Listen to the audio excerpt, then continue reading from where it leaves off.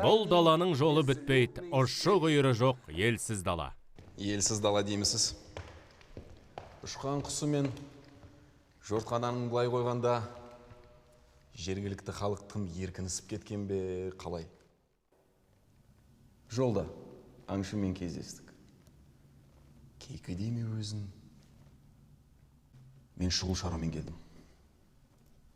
Батыста соғыс өрті шығып кетті. Патша ағзамда бұл соғысқа арнайы кірісті. Генерал-губернатор Эверсманның бұйрығымен әскери салықты жинау бойынша арнайы тапсырмасын жеткізуге келдім. Бәрі анық жазылған. Бұл киргиздар